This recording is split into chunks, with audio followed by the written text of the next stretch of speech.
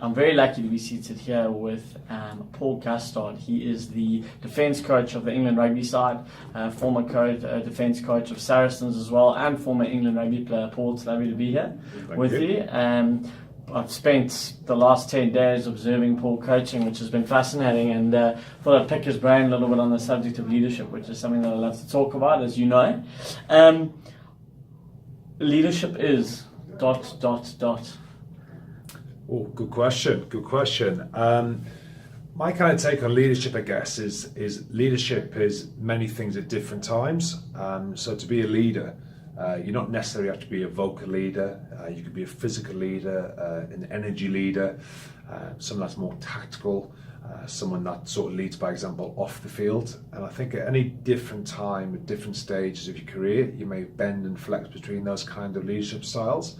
I think the important thing is that you recognise what type of leader that you are if you do believe that you are a leader. So, for example, if you believe that you can lead the team through your physicality, through your energy, well, recognising moments, situations in the game where you can actually influence the momentum, influence the team, influence the opposition through your performance, then that's how you may lead. It might require somebody that is in control of tactics, that when something happens, when a team scores against you, or you recognise you've got momentum, or the game's going your direction, is how can you change what's happening on the pitch? Who do you need to speak to? What needs to be said? What's the tactical plan that needs to be put into place? And I guess finally the opposite one we said was like off field. How could you be an important member of the group, even if you're not playing? And it could be that you are a player, but let's take an example of someone that's off the field, that's maybe in the squad, he's not had his opportunity yet, or he's injured. How can you help the squad and the team grow? And that's a different kind of leadership for me. I think someone that's in that role, or someone that can give the team something off the field, is as important as those that are on the field. Cool. Well, I want to bring it a little bit to the current context that you're in. You are coaching probably the greatest resourced union in the world, greatest resource country in the world, and you've gone from some pretty disappointing results, a new leadership group, and suddenly you've won 22 out of 23 rugby matches. Obviously the All Blacks are spoken about, but you guys are being spoken about in that class at the moment. What would you say have been a couple of key shifts that you've made? I know you weren't part of the PAS system, but some key shifts that you've made from a environment, culture point of view that have been really impactful on the group and its results? Yeah, I mean, I think probably looking back now, so we've been as a coaching group probably together for almost 2 years now. So the start of Six Nations in 2018, we got together February 2016. So we're just about to start, I suppose, our third year together, at least part of the group, myself, Eddie and Steve. I suppose the first thing is that we didn't speak necessarily about an environment and a culture, or certainly not culture. What we want to try and do is create an environment where high performance would excel. And one of those key things, I guess, is hard work. So through the way that we trained, the way that we coached, I think implicitly we got the group to understand about what this group represented. From that, we then started to see unearthing, I guess, 2 or 3 sort of natural, I suppose what people might call natural leaders. And by that, I mean those that talk, those that speak, those that will follow through their voice and through their action. So that kind of led to like 2 or 3 sort of key values that are personal to the playing group, that they believe in, that they try and live up to.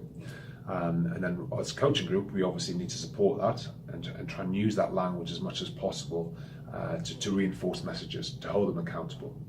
And I suppose the other big thing that we had is that we want to set ourselves a goal. We want to set ourselves a goal. So we want to be number 1 team in the world. We want to win the World Cup. So straight away we give a very clear objective. We brought it front and centre. We refer to it all the time. We make no bones about it. It's a lofty ambition, of course it is, but it's achievable. It's achievable because we believe it. If we didn't believe it, then we've got no chance. There's a famous saying, and the name leaves me, but as a more educated man you will remember, that the issue isn't obviously aiming for the stars and getting too low, it's aiming for too low and overachieving. So for us, I think kind of setting that lofty goal. And then the final thing would be giving clarity to the players.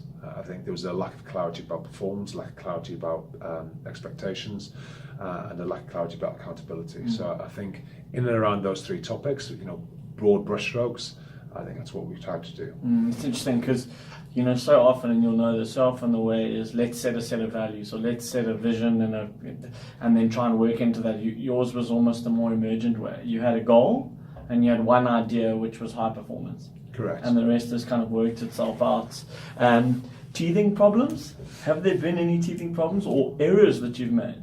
Look, I think you always make mistakes. I mean, there's you never arrive. So constantly we're learning, constantly adapting. The demographic of the group obviously constantly changes in terms of age, in terms of personnel. In a national team, there's moments where players are in, there's moments where players are not selected, and then there's a transition within the playing group as well due to age, retirement, loss of form, etc. So there's always different variables coming in. So the environment itself isn't constant, and by environment I mean the playing group.